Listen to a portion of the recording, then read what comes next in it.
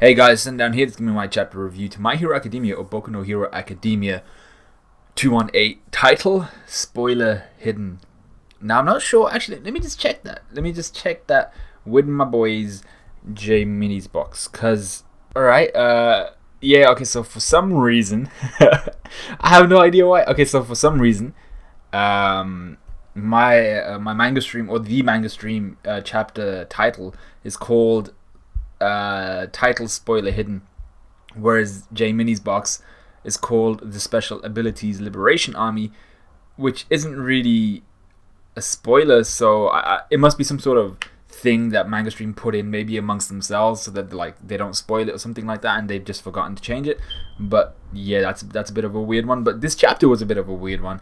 Decent chapter at the beginning of a new storyline and arc. And the first scene will go straight into, I think it's Class 1A. So let's go for Class 1A. This first scene is essentially trying to remove all the padding, because there was quite a lot of padding and bulk this chapter, which I don't really like. But My Hero is a manga that's very focused on the context, the conversations, a whole bunch of speaking, and just bubbles everywhere. So trying to remove all the padding and bulk.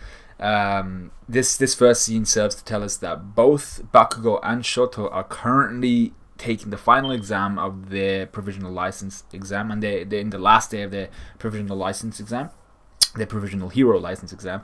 And we see Kami there, the wind guy with the intense stare from her school, all of them getting ready for Gangoku to throw out whatever he has prepared for them.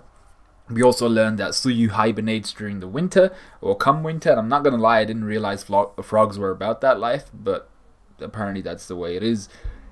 Anyway, this opening scene of the chapter really just served to show the news, where we are told about a lifestyle support company. Now, I first read this as a life support company, Detnerat, and I was like, Nani? Like a life support company? What are they going to do in the Hero Association? Are they just going to wire people up? This makes no sense. Are they anticipating the death of loads of heroes or something? Or the near death, like comatose heroes all over the place? But upon second read, thankfully there was a second read, there this company Detnerat, which spelt backwards is talented, which sounds like talented, which people actually brought up to, I think it's Mr. Turk on the manga stream. He was a manga stream translator, I think, for My Hero Academia, and he was quite surprised by that. I'm not sure what it's supposed to be, but it does sound like talented backwards, which is talented. But anyway, he's the CEO. We're introduced to this company, this lifestyle support company, Detnerat, and how they've entered the hero market. Essentially, that's what they've done. I have some itch here. All right. So we then get this lengthy. It's not really lengthy. It's like 1.5 pages, but there's a lot of talking, a lot of freaking talking, and then we get this lengthy advertisement introduction, essentially, where the CEO essentially tells us he makes clothes for those with weird ass quirks that alter their body. So we see this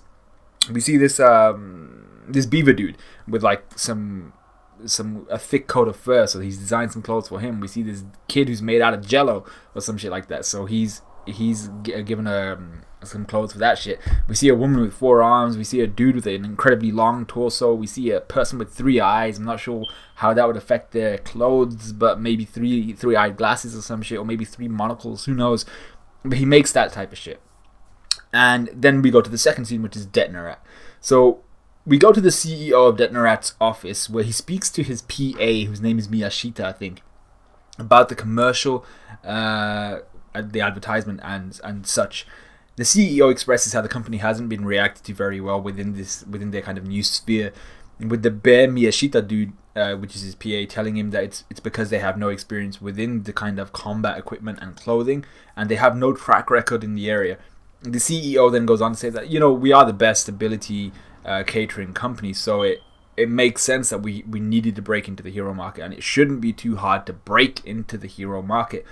Apart from his Joker Penguin style appearance, this should have been ringing alarm bells in people's heads. As soon as he said the best super ability, the best superpower catering company, you're like, whoa, superpower? It's almost as if you're distinguishing yourself, the people with quirks, as being above those without quirks. So superpowered, are those people infra powered or something like that?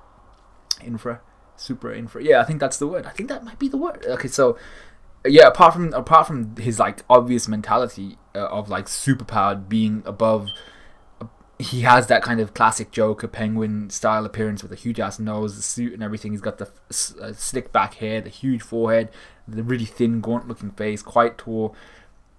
This should have been ringing people alarm bells in people's heads. Can't speak English. He pulls out whoa, he pulls out the book. Actually, wait. Does he? Yeah. So this part confused me. He pulls out the book. He says has had an influence on this accidental slur, this superpower slur. He just said, and the book is called the Superpower Liberation Army Principles. Now, I am sure we've seen this book before. We've definitely heard of it. We've heard of Destro before coming up, and the hero behind it. But I swear, hero Destro. But I swear, Gentle read this book, and wasn't this the book that kind of incited him to go ahead and do the shit he was doing? I swear we've seen some shit like this before, or maybe it was something else. I don't know, but we've heard of this book before. I'm pretty sure of it. So Miyashita then gives his quick review of the book and the principles of the one who wrote it. He gives like his review of both the book and the guy who wrote it, Destro, calling it a blatant he calls it blatant terrorism, which is kind of the way he infers it, and basically just a trash book with some freedom garbage piled into it or on top of it. And I was like, to be fair, I mean, like from what we know of it, it does sound like a whole bunch of, we want freedom and then terrorizing normal communities and normal society in order to gain said freedom, but not really going about it in the correct manner or in the correct way, especially when you've been gifted with these superpowers. So after hearing this, the Miyashita's opinion of the book and its ideologies and stuff like that, we see the CEO is visibly agitated, struggling with himself as he decides what to do next. And his decision comes very quickly after confirming with Miyashita that he has no family, he has no significant other. The CEO is like, this is what I'm going to do. He wraps his arm around Miyashita's shoulder and then squeezes against his neck. As he gradually squeezes harder, he tells Miyashita about how unfortunate this is, how much of a hard worker he is, how he wanted to introduce Miyashita to the other members. And I was like, whoa, other members? And how he wouldn't have done this if Miyashita hadn't opposed him. Now this I'll come back to that later, but the mark on the top left side of the CEO's temple expands across his forehead and down his left eye as he continues to squeeze harder and harder, eventually breaking Miyashita's neck. Now, it depends on how you go about this, because the manga stream translation actually translated the sound effects, and it started off with crack, and then it went splursh, and I was like, splursh sounds like his head exploded, which is a lot more dramatic than I think it needed to be, but pretty cool if it was that. But we didn't see any, like, if someone's head exploded, chances are there'd be a whole bunch of blood, like aorta style.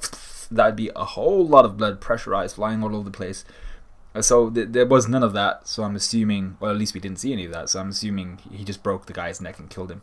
So straight away, though, we can see that this CEO guy is crazy. He has some ideals he wants to stick to in terms of he wants to allow quirk users and people with superpowers to be liberated, to be free of any kind of bindings or societal standards or societal rulings, essentially, on usage of quirks.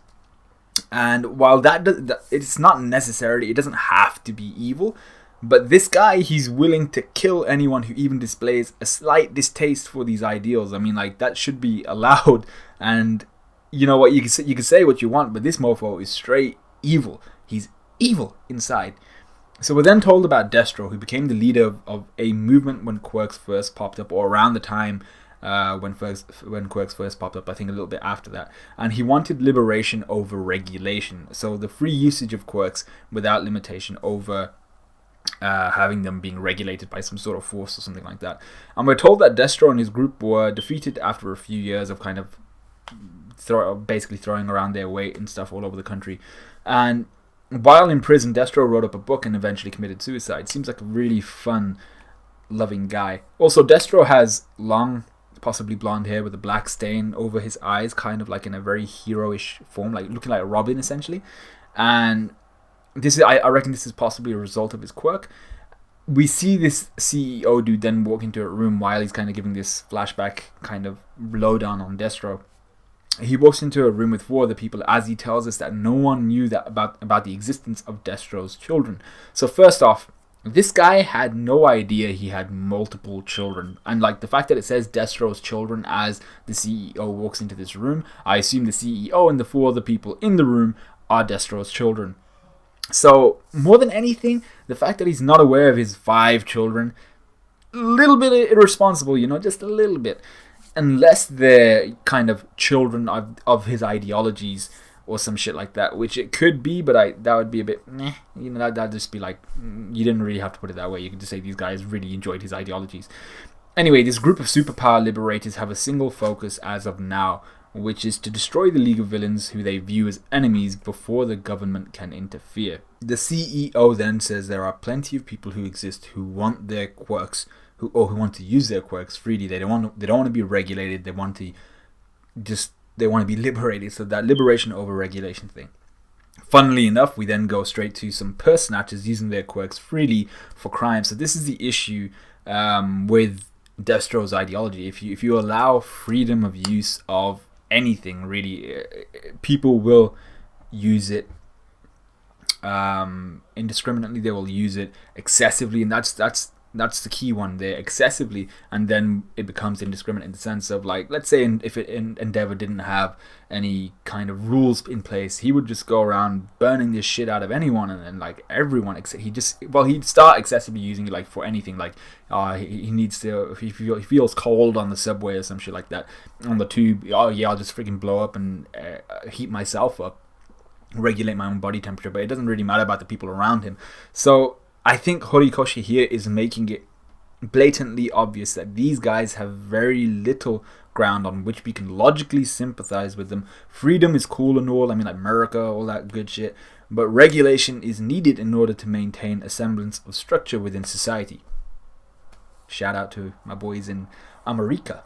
Anyway, these purse snatchers are doing their thing when suddenly they're attacked by 2 new young heroes, Bakugo and Shoto, who have just received their provisional hero licenses, and much to the distaste of All Might, who's actually with them, they're going to try and take on these purse snatchers and kind of bring them to justice. So that's my review for this chapter. That's pretty much everything that happened.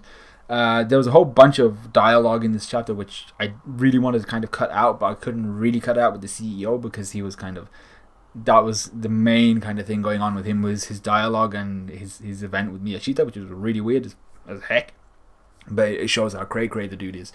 Anyway, let me know what you guys thought of this review. Let me know what you guys thought of this chapter, most importantly. I mean, a lot of people are like really excited and they're saying this next arc is going to be fire. I'm like, I don't know, man. I mean, like, we've got 1 chapter and it was a very slow beginning chapter. I mean, like, I don't mind. I'm saying it could be an excellent arc, but I have no ground to stand on to say that this is going to be an insanely good arc. I mean, like, the fact that this new group, this Liberation Heroes, or this Super Power Liberation Army, Point Mark II or Beta or Alpha, the fact that these guys are going after the League of Villains, that's quite exciting. I feel like that's going to be awesome, and considering we know that Shigaraki is going to be kind of the end game villain, we don't know what's going to happen.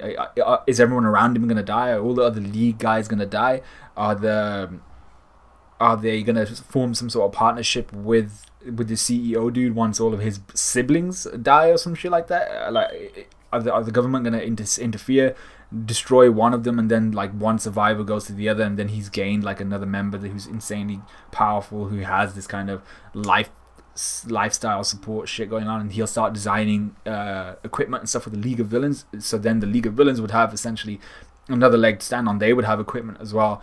And they'd be able to directly counter the equipment being made by the Hero Association. But then, it comes into question where if the CEO dude became a villain, then he wouldn't have any of these other companies feeding into him, which is possibly where he gets all of his stuff like manufactured, where all of these guys deliver and stuff like that, all of that good shit. So maybe, but he probably has connections. He probably has people who are villainous besides him. So with all that having been said, let me know what you guys thought of this chapter review. Like, comment, subscribe, all of that good stuff, and I'll see you guys in a bit.